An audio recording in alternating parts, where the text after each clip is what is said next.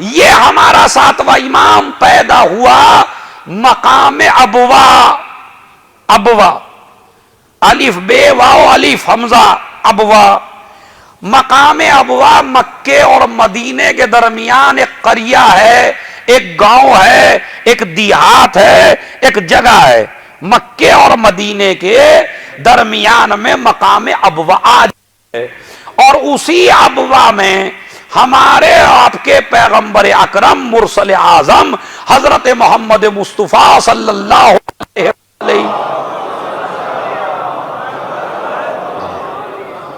ان کی والدہ گرامی جناب آمنہ بنت وہب، ان کی قبر بھی اسی گاؤں میں ہے، اسی قریے میں ہے، اسی علاقے میں ہے کہ جہاں ساتواں امام پیدا ہوا ہے، تاکہ دونوں یادیں ہو جائیں، جب کسی کی وفات یاد آئے تو کسی کی ولادت بھی یاد آئے۔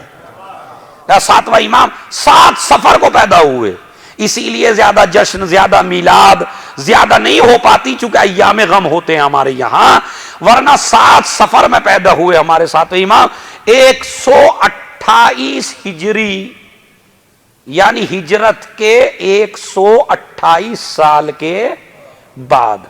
اچھا، وفات ہوئی، شہادت ہوئی 25 رجب سن 183۔ اب میں انشاءاللہ ایسے سمجھا دوں گا جو بچہ جو ذہن میں لے کے جائے، اور امام کی عمر کتنی ہے یہ سب پتہ آپ کو چل جائے گا۔ ہجرت کے کتنے سال بعد پیدا ہوئے؟ 128۔ ہجرت کے کتنے سال بعد دنیا سے گئے؟ 183۔ ٹوٹل عمر جوڑیے کتنی ہو گئی؟ 55 عمر۔ تو امام کی ٹوٹل ایج کتنی تھی؟ ہاں بولیں گے، اب یہ لیکچر ویسا ہے تھوڑا سا اس میں بولنے سے کام چلے گا، جو میں بھی چھوٹا سا ٹیچر ہوں تو ٹیچری کی طرح بات سمجھانا چاہتا ہوں تاکہ ہسٹری آپ کی سمجھ میں آ جائے۔ تو 55 سال امام کی ٹوٹل ایج ہے، 55 سال میں 183 ہجری شہادت، 128 ہجری ولادت۔ امام علیہ السلام کی اولاد کے بارے میں کہ 38 اولادیں تھیں، 18 تو بیٹیاں تھیں امام کے، اور یہی امام وہ ہے جس کی زندگی زیادہ قید میں گزری ہے۔ یہ معجزہ بتا رہا ہوں آپ سے، جس کی زندگی قید میں گزری ہے اس کی اولاد سب سے کم ہونی چاہیے، مگر ہمارے ائمہ میں سب سے زیادہ اولاد جس امام کی ہے وہ بھی ہمارا یہی امام ہے، اس لیے کہ دنیا چاہ رہی ہے نسل نہ بڑھے، قید میں رکھو۔ اللہ نے چاہا جس کی نسل ہم چلانا چاہیں اس کی نسل کو کوئی مٹا نہیں سکتا۔ ارے جب فرعون سے موسیٰ نہ رکے، ایک صلوات بھیجے محمد و آل محمد پر۔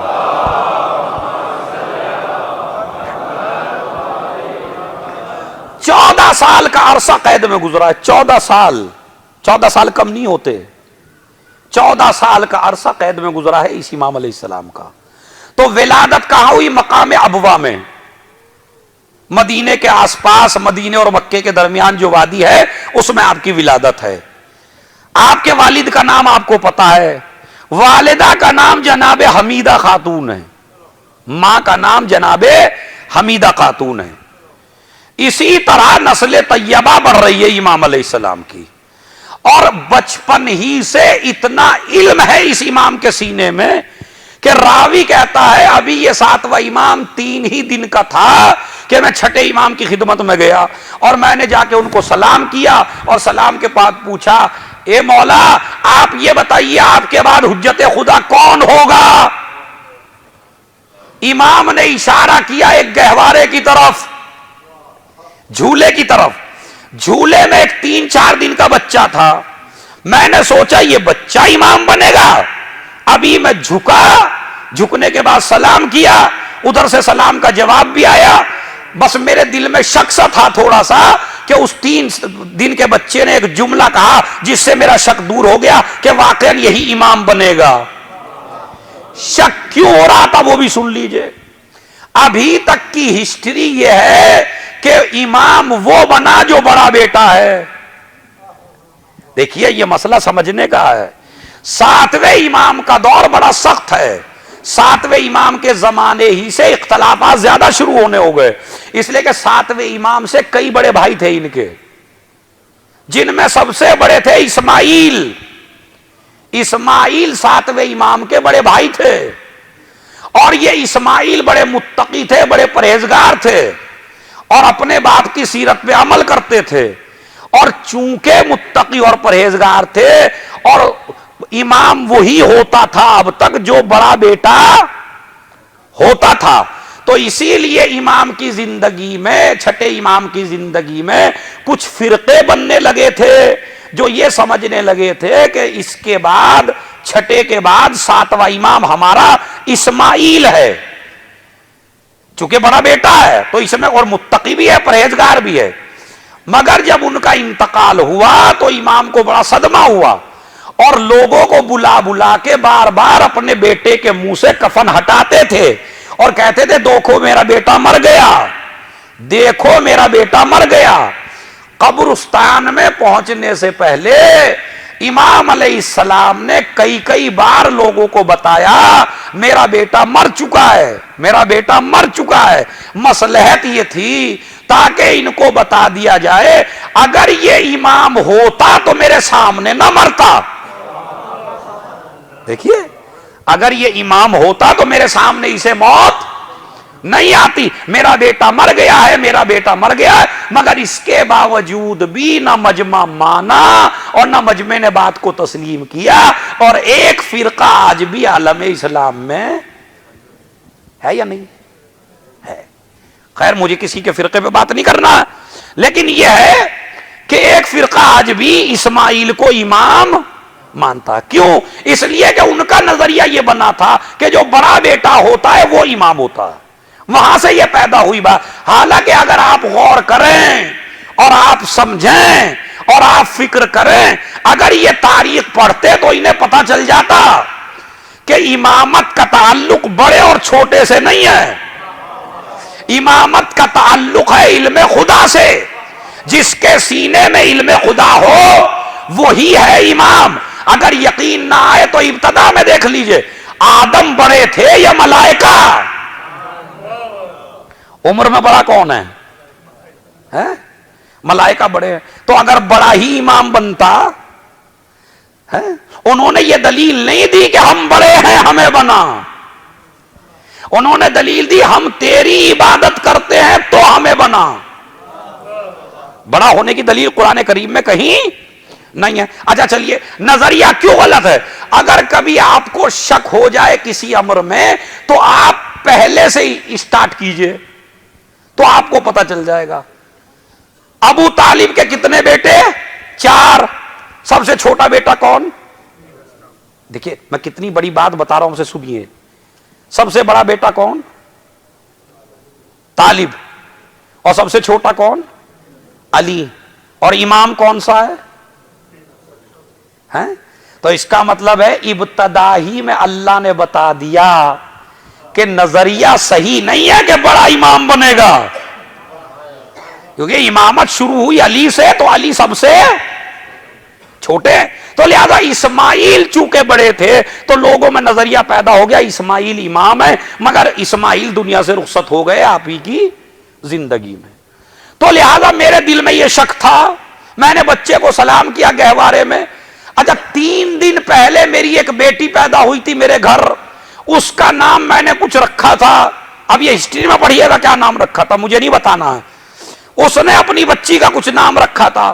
جیسے ہی میں جھکا اور میں نے سلام کیا، بچے نے سلام کا جواب دیا اور جواب دے کے کہا جب اپنے گھر جانا غیر اسم بنت کلتی ولدتھا امس، کہا اس بچی کا نام تبدیل کر دے جا کے، اپنی اس بچی کا نام جو تو نے رکھا جو 3 دن پہلے پیدا ہوئی، اس بچی کا نام بدل دے، اس لیے کہ یہ نام صحیح نہیں ہے۔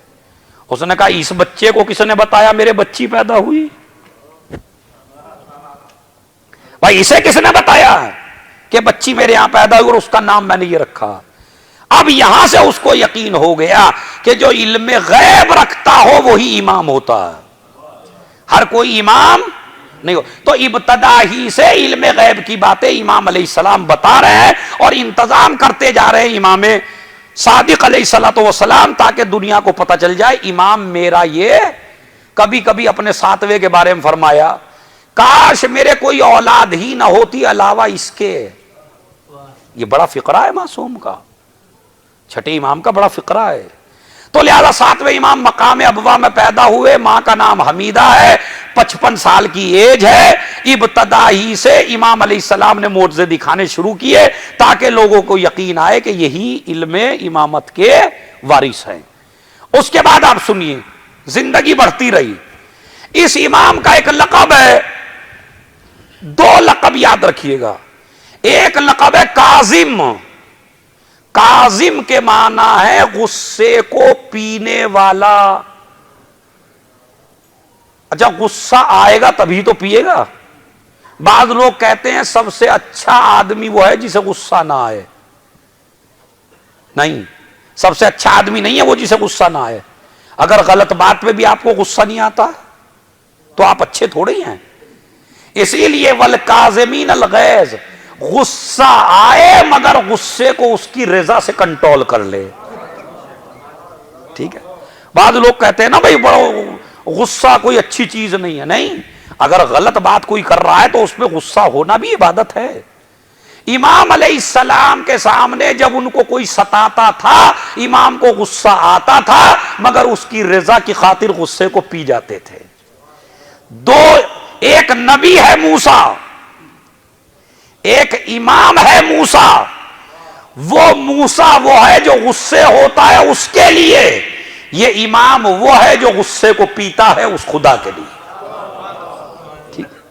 والکاظمین الغیظ. اس کا ایک لقب ہے باب الحوائج. 7ویں امام کا لقب کیا ہے؟ باب الحاجتوں کا دروازہ. میں گزارش کروں گا اپنے سمجھ میں سے کہ کل یا آج اگر موقع ملے تو زیارت ضرور پڑھیں امام موسیٰ کاظم علیہ الصلوۃ والسلام کی. زیارت میں عجیب و غریب فقرے ہے، اس میں آپ کو علم پیدا ہوگا. کیا فرماتے ہیں؟ بس ایک جملہ کہہ رہا ہوں میں زیارت کا.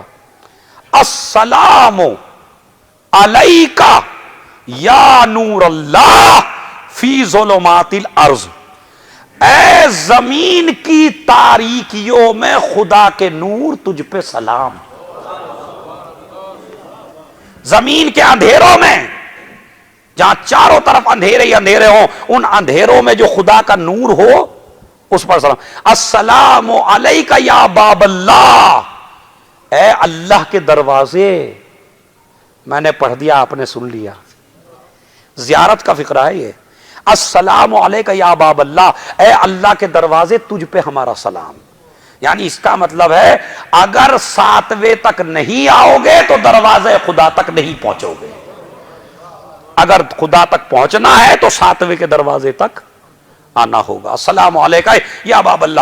تو باب الحوائج اور لقب عبد الصالح، یہ 2 لقب آپ کو اور جگہ بھی ملیں گے. جناب عباس کے 2 لقب ہیں. پہلا لقب باب الحوائج اور ایک لقب کیا ہے؟ عبدس. زیارت میں موجود ہے یا نہیں موجود ہے؟ یہیں سے آپ عظمت سمجھ سکتے ہیں باب الحوائج کی کہ جو لقب 7ویں امام کو ملے وہی لقب جناب عباس. باب الحوائج اور عبدس صالح. تو میں نے آپ کو لقب بھی بتا دیا. کنیت ہے آپ کی ابو الحسن. کنیت آپ کی کیا ہے؟ ابو الحسن. زیارت توسل میں پڑھ لیجیے، دعائے توسل میں ابو الحسن کنیت.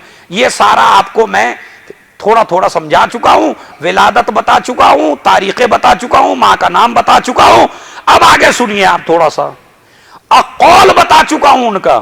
امام نے زندگی گزارنے کے لیے بہترین قول کیا کہا، 1-2 قول بتا چکا ہوں، 1-2 قول بعد میں. لیکن اس امام کی زندگی جیسے میں نے بتایا اکثر گزری، 14 سال گزری قید خانے میں. اسی میں دین کو پھیلانا، دین کی مدد کرنا اور مسائل کا حل کرنا اور شریعت اسلامی کو پہنچانا. اسی امام نے ایک قانون نافذ کیا تھا جب قید خانے میں تھے کہ اپنے زمانے میں انہوں نے ہر ملک میں ہر جگہ میں وکلا معین کیے. ان وکلا کو پہلے پڑھایا جاتا تھا، بعد میں ان کو وکیل بنایا جاتا تھا، تاکہ اگر اس شہر والوں کو مسئلہ درپیش ہو تو وہ ہمارے اس وکیل سے پوچھ لیں۔ جو نظام آج ہے وہ 7ویں امام کا بنایا ہوا نظام ہے، تاکہ جب ہادی قید میں چلا جائے، نہیں توجہ دی آپ نے، جب ہادی غیبت میں چلا جائے تو وکیل ضروری ہے۔ اسی لیے امام نے اپنی زندگی میں تو لہذا اس سسٹم کی ہمیں مخالفت نہیں کرنی چاہیے، یہ امام کا بنایا ہوا سسٹم ہے۔ امام جو امام تک پہنچ نہیں پاتے تھے لوگ، تو جب پہنچ نہیں پائیں گے تو مدد کیسے کریں؟